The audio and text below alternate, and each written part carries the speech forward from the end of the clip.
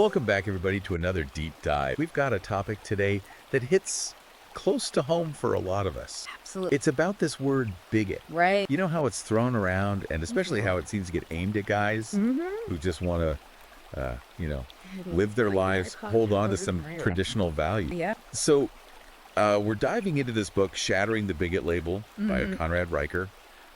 You brought this to the table, and it looks like he's got some pretty strong opinions on how this label is being he does. used and abused. Yeah. So what's the main argument here? Well, he's saying that the word bigot, it doesn't even really mean what it used to. Okay. Like actual prejudice. Right. It's like now, if you don't agree with the whole, progressive agenda, you're automatically a bigot. So, even if you have, genuine concerns about... Yeah, it doesn't even matter. It doesn't matter. You're just shut down. Shut down. Yeah. And he's using a lot of historical context. Yeah. He compares it to the McCarthy era. You remember that? Yeah. Everyone was a communist. Right, just to discredit them. Yeah, exactly. Or the Soviet Union, right? Right. You say anything against the state, you're a dissident. So it's like a way to just control what people are allowed to even think or say. Totally. It's about controlling the narrative. Yeah. And does he have, any modern-day examples of this happening? Oh, tons. Especially for men, Right. Men's rights activists. Yeah. Just trying to talk about unfair divorce settlements or a custody battle. And just because they're like, hey, this isn't fair. Yeah. Boom. Yeah. Goodness. It's like they can't even have a conversation. Exactly. You can't even bring up men's issues. Frustrating, right? It is. And Riker's saying Yeah. this is stopping us from talking about things that matter. Right. And he even says there are specific groups that are doing this. Yes. He calls them cultural Marxists. Okay, now cultural Marxism, that's a term we hear a lot these days. Right. Can you break that down a little? Basically. What does Riker mean by that? It all goes back to this group called the Frankfurt School. Okay. These intellectuals back in the day, Yeah. they were looking at how capitalism and all these societal structures were messing with culture and freedom and stuff. Right. And Riker's saying their ideas have morphed over time. Okay. And now they're being used to dismantle everything traditional. Tear it all down? Yeah, family, religion, masculinity. Okay, I get the Frankfurt School, but how does that connect back to this whole bigot thing? Well, Riker says these cultural Marxists, they're messing with language to control the narrative, Right. tolerance and hate speech. They don't mean what they used to. It's all twisted around. It's all twisted. So even if I have a concern about a certain policy or something, Even if it's reasonable. I could be labeled a bigot. Oh, yeah, instantly. And it's not just about words. Riker gets into the psychological effect of this. Think about it. You're called a bigot. Yeah. You feel guilty, ashamed. Isolated. Right. Right. And that's powerful stuff. It's like they're using your own emotions against you. Yeah. He calls it psychological warfare. Ooh, okay, that's... It sounds intense. Yeah, it sounds intense. But when you think about it, Yeah. it makes sense. He talks about gaslighting, Oh, yeah. where they make you question your own sanity. Well, I've seen that online all the time. Right. They twist your words. It's like you're going crazy. And then there's the ad hominem attacks. Explain that one. So instead of arguing your point, Yeah. they attack you. Right, just to shut you up. Exact. So no real debate. Shut down the conversation. Exact. And that's what Riker says is happening. It's like they're creating this environment where people are afraid to speak their mind. Totally. Especially online. Right. Anything you say can and will be used against you. It's like a witch hunt almost. It is. And Riker says this is especially true when it comes to traditional values. Okay. Like religion, masculinity, family. Oh, that's under attack. Oh, yeah. Big time. And so how does he tie that to the bigot label? Well, he gives this example of the Target bathroom policy. Yeah, I remember that. People were just concerned about privacy and safety. Right. Boom. Transphobic bigots. So you can't even have a different opinion on something like that. Nope. Instant bigot. It's like we can't have a nuanced conversation about anything anymore. That's Riker's point. It's killing free speech and open dialogue. So is there any hope here? Does he offer any solution? He does. Right. He does. Riker thinks there's hope, though. Okay. He says there's this silent majority out there, and they're starting to push back against this whole you can't say anything thing. Yeah. And he sees this as a good sign. He does. Those alternative media platforms, Right. they're challenging the mainstream narrative. So it's a battle for influence. Yeah, totally. It's traditional values versus this. Versus the cultural Marxist. Yeah. He says the future of society depends on who wins. So how do we push back? What does Riker say we should actually do? Well, first, he's big on community. Okay.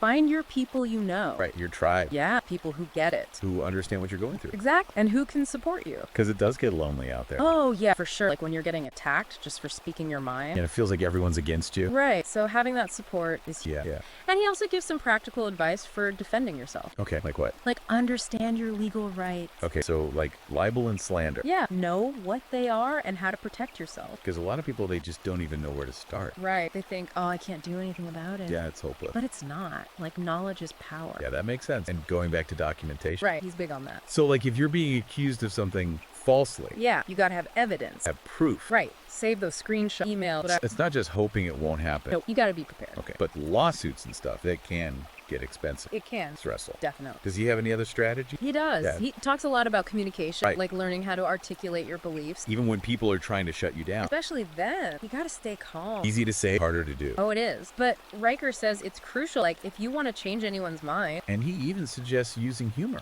he does. Yeah. He says humor can be super powerful. It can kind of disarm people. Right. Exactly. Like, so, sometimes it's better than getting angry. Because it shows you're not rattled. Right. And it can expose, like, the absurdity of their argument. Okay, so we talked about cultural Marxism before, but Riker goes deeper into this idea of a war on religion. Could you explain that? So he's saying, like, traditional religious values, they're under attack. Okay. And he thinks activists are using this bigot label to, like, undermine religious institutions. Demonize people of faith. Exactly. Yeah. Like, he gives the example of opposition to same-sex marriage. Oh, yeah. People who held traditional views were automatically labeled homophobic bigots. Even if they weren't hateful or anything. Exactly. Just a different viewpoint. Yep. And he connects this to the attack on masculinity and family values. Which seems to be happening everywhere these days. Oh, yeah, it's all connected. And Riker compares this to the Cultural Revolution in China, Oh, okay. where they destroyed traditional beliefs. Yeah, like he sees that as a warning. Like, it could happen here. Yeah, if we don't stand up for our values. That's serious stuff. It is. But even with all this, Riker still emphasizes talking to each other. Even if we disagree. Even then, he says we gotta find common ground. It's just hard with all this division. I know it is. Everyone's in their own echo chamber. Right, but Riker thinks it's essential if we want a healthy society. So let's go back to this cultural Marxism thing. Okay. Why does Riker spend so much time on this? He sees it as the root of the problem. Okay. Like the foundation for all these tactics they're using to silence people. Right. And he traces it back to the Frankfurt School. But how do those ideas from way back then connect to the bigot label NLW? Well, Riker thinks the Frankfurt School's focus on power structures and inequality. Yeah. It's been like twisted and weaponized. Okay. It's created this culture of victimhood and outrage. So everyone's offended by everything. Exactly. And they're always looking for someone to blame. And that's where the bigot label comes in Right. It's easy to slap that label on anyone who disagrees with you. and shut down the conversation. Yep. So Riker's saying this framework that was supposed to be about social justice, it's become a tool for silencing people. So it's not about genuine dialogue Nope. It's about controlling the narrative. and forcing everyone to think the same way. Exactly. It's ideological warfare. Okay, so it's deeper than just disagreeing with someone. Oh, yeah. Much deeper. It's like a whole world view. It is. And Riker says we have to understand that. If we want it hard back. Exactly. Knowledge is power. So it's not enough to just defend ourselves, Nope. We got to understand where these ideas come from. to really counter them. Right. Okay, so we've covered a lot here. We have. This whole bigot labeled cultural Marxism, the war on religion. What does Riker say we actually do about all of this? He says we got to be proactive. Okay. Not just sitting there taking it. So what does that look like? Well, he says understand your legal rights. Right. Because a lot of people, they get hit with these accusations they don't even know They panic. what to do. Yeah. And he says, like, no, the basics of libel, slander, all that legal stuff. So if something does happen, You're ready. you're not caught off guard. Exact. And remember, documentation. Yeah, he was talking about that earlier. It's key if someone's twisting your words or making false accusations. Proof. You gotta have proof. Exactly. Save everything, emails, screenshots. Okay, but legal stuff that's expensive, that's stressful, Oh, first. any other strategies, things that aren't going to break the bank. He talks a lot about building a support network. Okay. Online, offline, find your people. People who get it. Yeah, who've been through the same thing. Because it can be lonely out there. Oh, totally. Especially when you feel like you're the only one. Yeah, and everyone's against you. So having that support system can be a lifesaver. It's like a sanity check, too. Oh, yeah, for sure. It helps you realize you're not crazy. And you're not alone. Exactly. Now, he also talks about the psychological impact of these accusations. Right, because it's not just about the practical stuff. It messes with your head. Oh, yeah. guilt, the shame. Start doubting yourself. Exactly. And Riker says you gotta practice self-compassion. Yep. Remind yourself these labels, they don't define you. Easier said than done. Oh, for sure. But it's important, and if you're really struggling, Yeah. he says don't be afraid to reach out to a therapist or counselor. Okay, so taking care of your mental health is important. Absolutely. Now, he also talks about communication, like how to articulate your beliefs. Right, even in hostile environments. Like when you're talking to someone who's already convinced you're a bigot. Yeah, that's tough, but Riker says it's a skill worth developing. Staying calm in those situations. Hey, staying calm, being persuasive. Not getting sucked into the anger and the outrage. Exactly. And he even suggests using humor. There's that humor again. It can be really disarming. Like it shows you're not rattled by them. Right, and it can highlight the absurdity of their argument. Okay, so final thoughts for our listeners who are out there dealing with all this. I think Riker's book gives us a lot to think about. It does. It's a lot to unpack. Yeah, but the main thing is you're not alone. Right? There are others out there. Who are pushing back against this stuff. So don't give up. Now, for our listeners who want to check out the book themselves. It's called Shattering the Bigot Label. And where can they find it? Amazon Kindle and Google Play Books. Awesome. Well, until next time, stay informed, stay engaged, and keep speaking your truth.